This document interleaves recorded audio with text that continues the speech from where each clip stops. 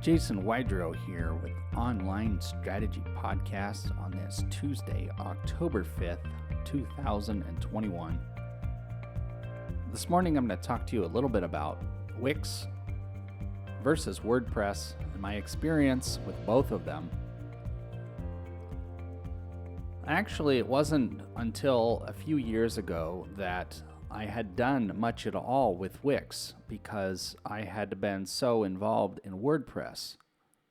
And I had a couple projects come on my plate that needed some WIX assistance. So really more out of curiosity, I started doing some work in them to really understand them. And the purpose of this podcast is to go over some of the experiences I've had, the good things, what I consider could be bad things, what I consider could be good things. And these are totally my opinions. The purpose of this podcast is not to say that WIX is bad, that it's not good for certain projects, and it's not to say that WordPress is for every project either. So, if you are trying to build a website and you really want minimum hassle and you're looking to build something relatively simple, WIX can be a great solution. It's cost effective. It's relatively easy to use once you get familiar with it. And it has a lot of native drag and drop functionality, which in contrast, WordPress, for example, most of the themes today, the more modern themes that come with WordPress are very drag and drop, visually driven. So they're relatively easy to pick up for developers, designers, and business owners that aren't, fully programming trained.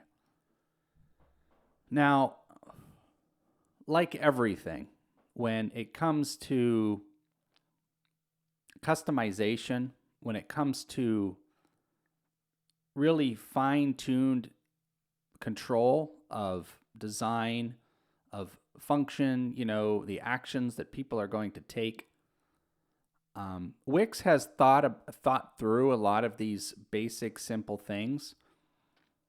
But again, it's really comes down to, this is the way I see it. A business owner, and here's an analogy, it's like a business owner wants to become a race car driver, right? This is an analogy, right? Like they want to become a successful business. So they're at the beginning, they might be looking to not have a lot of finance, for example. And so WIX is a great solution to get started. WIX allows the business owner to get a website up, get some information out there, have something to link to, and it makes, a lot of that process with their support and getting help and all that, it can be relatively, it's time consuming, but it's relatively straightforward in terms of technical skill.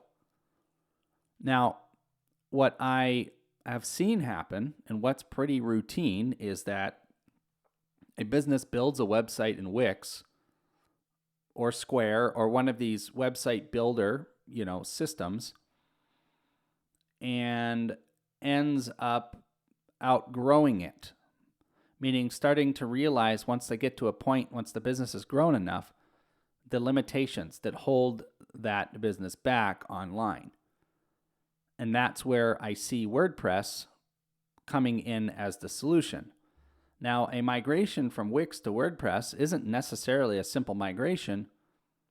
Really depends on how many website pages you have, and it depends on the type of functionality you're carrying over. Not to mention the data and everything else you might need to bring in. So, my opinion, always, and experience tells me, start with WordPress. If you want to build a successful business and you plan on using the internet as part of the future of that business and a website, I recommend building with WordPress. Now, WordPress, of course, when we get to there are massive companies, international companies that use WordPress. Websites that are getting millions and millions and millions of website hits. But there are specific instances and times when, for example, building within a different framework other than WordPress, such as Microsoft products or other developing languages, are required or needed in order for the website to communicate with other business systems and so forth. Now, it doesn't mean you can't do that with WordPress and tools like Zapier. For example, Zapier, it's a tool for basically, it's basically an API interface for programs. So it allows programs to communicate with one another in a pretty straightforward way. So technically you can use that to fill the gap for some of the more advanced stuff that might be part of other development, programming languages that would be more involved and system dependent and things like that. So anyway, the point is WordPress can be very flexible, and there's tools and third-party systems out there that allow you to integrate and communicate and become much more advanced with the tool. And also, Wix has some of that capability as well, in terms of some of the features and things you can do with Zapier and communicate and interface with other applications. So I'm going to round out this podcast because I could just talk about this for days and days and days and days and days as to why I would personally start with WordPress and build from there. Now, of course, with WordPress, there's a lot more decision-making that has to happen because you've got to decide, for example, if you're going to use a theme. What theme are you going to use? And if you're not familiar with that term, a theme is basically something that wraps around WordPress and allows and gives you extra design capabilities, extra controls. Not to mention, there's also plugins that do the same thing. And sometimes the plugins solve that problem, and sometimes a theme solves that problem. So it really depends on what you're trying to do. But there are themes out there that are tried and true. There are plugins out there equally that are tried and true that solve like every problem that has been encountered by business owners and solutions out there, right? No, not every solution is perfect. Not every solution is exactly what you need. And some solutions don't really exist and aren't supported as much as they should be. But that goes for the same for Wix or Square or any of the other website builders out there. There's third-party tools and add-ons you can buy. Are they supported well? Are they kept up? Are they maintained as well as you like? Do they have the features you want? That's all, something you have to really look at. But if I could give you just 3 reasons why I would recommend WordPress, it would be one, that it's open source, means that the code is accessible, which also means that it's ultra flexible. And I'm just going to give you a quick example, something that I wanted to do that was very simple, something called tooltips. Tooltips is basically when, and this was a customization in a shopping cart that I was doing some work on. So we had a Wix website that had a shopping cart interconnectivity to a tool, shopping cart tool called Equid. And what we were trying to do was create tooltips so that customers could get more data very quickly about add-on products and services to other products. So, for example, you're looking at product ABC and product A, and product A has options 1, 2, 3, 4, 5, and we wanted to give somebody the quick ability to hover over those options and get all the data about them, each one of them, so they can add them or not if they don't need them. This was not something that was available in Wix. It's not something we were able to find available, and started building custom JavaScript application to run this in Wix. Extremely problematic, conflicting, all kinds of problems, and it was a miserable experience. I'm just going to say that. So, for example, now in WordPress, this is something that can be solved very quickly with what's called a plugin, and specific plugins that solve the tooltip problem. Okay, that's just one simple example. Not to mention, when you get into shopping carts and things like that, again, WordPress really, really has done a great job because, again, we have WooCommerce, which is a WordPress plugin that solves a tremendous amount of shopping cart flexibility right out of the box. Again, completely open source and a tremendous amount of plugins and tools that you can build into that. Now, again, not all plugins are created equal. They really need to be vetted well. And if security is any of your concern, even more so, you need to really be considering the type of things you're installing on your website. So again, it's where you want to go in the future and where you see yourself in terms of your business and your website and the flexibility that you want to have. If you're trying to develop a proprietary system where people can come on your website and fill out a 3-page form and collect specific data in the form and submit it to another, they submit that and there's all kinds of functions. WordPress has plugins that solve these kind of problems brilliantly.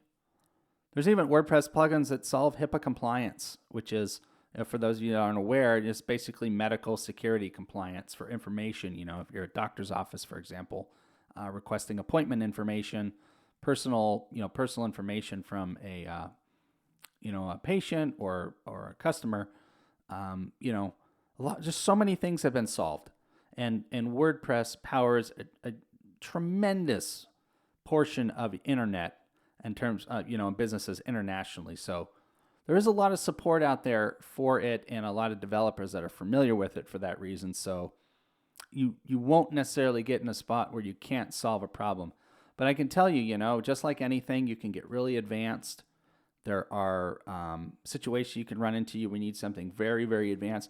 So you really have to look at what you're trying to do, where you're going, and really evaluate your options. But WordPress is a great place to start in finding a solution that already exists. Make sure it's supported. Contact the company that develops it. Find out, how long they've been around. Get some data. And it doesn't mean a new company necessarily is a bad choice either.